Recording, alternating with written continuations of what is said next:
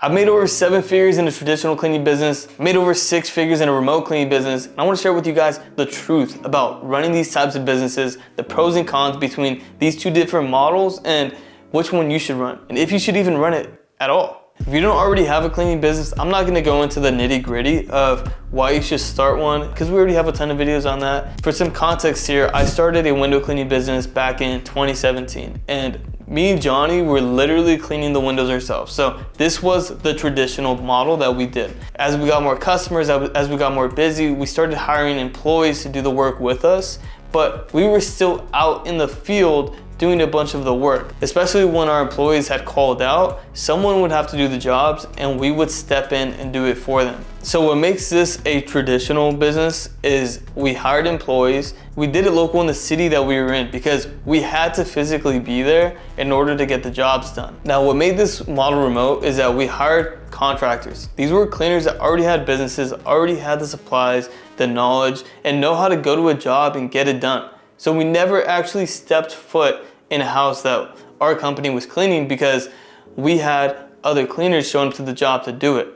And the way this model worked was they were getting a percentage of the job. Now, fast forward a couple years later, we got put into a bind where we had so many jobs, we didn't know how to fulfill all of them.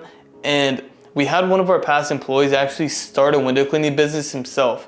And he said, "Hey, if you guys ever need help, you could just give me the job and I'll take 50% of it." That was where something clicked for us because we gave him a job. He showed up. We never had to actually do the job. We just, got it and quoted it and got the job. And he gave us 50% of a $1,500 check. And we literally did nothing. And that was kind of a light bulb moment for us where we were like, what if we just did this with all of our jobs? And over time, over the next couple of months, that's what we did. We transitioned our company to being employees to contractors, these people that already show up to the job with the equipment and the knowledge and everything like that. And this was actually a huge relief for us because we didn't have to go out in the field, do the jobs ourselves, and we didn't have to have the pressure of scaling our company with physical trucks and having to buy all the equipment because the window cleaners already had the equipment. So that was actually a huge plus for us. And we ended up really leaning into this model and starting a whole cleaning company on the side, doing this exact model, starting it from day one being a remote cleaning business. So let's talk about where these models are pretty much the same. So you're still gonna set up a cleaning company and you're still going to have to run the marketing and you're still gonna have to get customers through the door and answering the calls, doing the sales, and actually acquiring these jobs. That is the same with both of these models. Where things get different is who you're actually sending to the job. Because in a traditional model, what I would do is I'd go on Indeed, I'd hire some kid who doesn't know really anything about window cleaning probably, and I'd teach him how to clean windows. And I'd give him all the equipment, I'd put him in my truck, and I'd say, hey, go to this house and get the job done, right? That's a traditional model.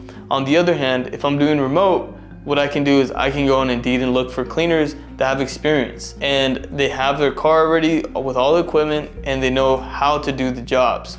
And I can just send that cleaner to a house and they know how to do everything. I didn't have to train this person. I didn't have to buy them their equipment. And technically, they're contractors. They're not employees like in the traditional business. And so how I'm gonna pay them differently is I'm gonna give them a percentage of the job. What we do is anywhere from 40 to 50%. This is gonna allow us to still have good margins and allow the cleaner to still make anywhere from $25 to $35 per hour, which is way better than what they were probably making before because most cleaners are usually making somewhere around $20 an hour, even if they're doing the cleanings themselves and it's their own business. Now you might be wondering, doesn't quality go down because they're not your employee and you didn't train them? And the answer is no. You can have employees that do bad jobs. You can also have contractors that do bad jobs. But if you set good expectations and you have good quality control measures in place, like calling the customers after every single job to make sure that they're 100% happy with the job, then you can still have high quality, no matter which model you choose to do. Another concern that I had that a lot of people have is, are these contractors going to poach your clients? Are they going to take them and say, hey, I can give you a price that's cheaper and get the job done the same. The truth is, if you do enough jobs, this is gonna happen at one point in time. But there's a way to mitigate this, and it's by simply setting the expectation that, hey, don't do this. If you do, we're not gonna give you any more jobs. And the second thing is, in the test clean, something that we recommend people do when hiring contractors, you have the person that is like the pretend customer, ask the cleaner, How can I book again? and if the cleaner says you can book directly through me, that's where you cut them off. You don't give them any more work. But if they say, hey, You can book with the company and the same way that you booked the first time. that's how you know you have a good cleaner on your hands that's gonna respect you and not take your clients. Now, in terms of the economics, these businesses are not too different when it comes to actually, staffing the people. Because like I said, on the contractor model, on the remote model, you're gonna be paying someone around 40 to 50%. Now, if you paid cleaners, you'd be paying them somewhere around 15 to 20%. But then on top of that, you still have payroll taxes, you still have your workers' comp, and you still have to pay for the supplies. So at the end of the day, you still end up paying out 40 to 50% on all those things combined, which makes these models not too different from that aspect. Now, where things start to get different is when you're trying to scale the company, because with a traditional business, especially in window cleaning, we had to buy the trucks and the equipment and make a huge investment whenever we wanted to scale the company. But with the remote model, if we wanted to scale and we wanted to be able to do more jobs, all we had to do was hire another window cleaner that already had the trucks and the equipment. And the same thing applies to house cleaning. So it does make it a little bit easier to scale, especially if you want to expand service areas. So that is one of the biggest pros to having a remote business, is you don't have to have all the complexities of scale when you want to scale and make more money. Another advantage to the remote model that I've experienced is the flexibility around hiring and getting jobs done quicker for your customers. Because look, at the end of the day, Amazon has us primed to want things right now. And in the cleaning industry, you've probably noticed that when people call, sometimes they want the clean done that day or the next day. Now, when you have employees and you only have, let's say, 3 employees, you can't go and hire another employee and have them working by tomorrow. But with the remote model, you can have a huge bench of cleaners that are basically part-time for you, because they have other jobs, they maybe work for other companies, but they can still pick up a job for you today or tomorrow.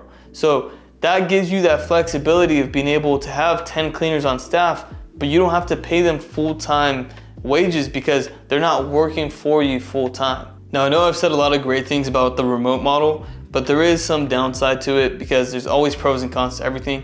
And for the remote model, the downside that I see is it is harder to build culture. Whereas in an employee-based company that's a traditional business, you can build that culture between your employees and have this camaraderie where everyone's on the same page and we're all moving towards this goal. But with a remote business, it's a little bit different, a little more transactional, because all of your cleaners don't know each other. So there's no culture from that sense, but you can still have good expectations and have cleaners that really care about the customers. So at the end of the day, that's what we found is what really matters is the cleaner showing up, doing a good job, and providing a good customer service. And if we can make that happen with the remote model just as much as traditional, then we were willing to take that trade-off. And another thing that kind of ties in with culture is the branding aspect of it, because you can't actually have all your cleaners, decked out in your uniforms and saying, hey, I am with this company, because the reality is that they're not. So that's something that you kind of trade off. But again, like I said, you take this trade-off because the customer is not really focused on the shirt that they're wearing or the pay structure that they have, but rather, are they doing a good job? Are they showing up on time? And if you can make that happen with either model, you're going to win. So to answer the question of which model is right for me, you really have to ask yourself, what are you looking to do here? Are you someone that wants to be more in control, more in the weeds, maybe doing day-to-day stuff like, showing up the cleans and meeting customers and doing things like that? If so, that's completely fine and you should do traditional business. If you're someone who wants a little more flexibility, someone who can, manage people remotely, which is a skill, but something that can be developed and there's systems around it. But if you have that ability, there's no reason why you shouldn't do the remote model, because at the end of the day, it is a lot easier to do that, especially if you don't want to get caught up in the weeds having to do the job yourself. If you have questions on which model you should do, or just specific questions on these different models, make sure to put it down in the comments below. Check out our other videos where we talk about how to maximize your cleaning business. And as always, subscribe. So I'll see you guys in the next one. Peace.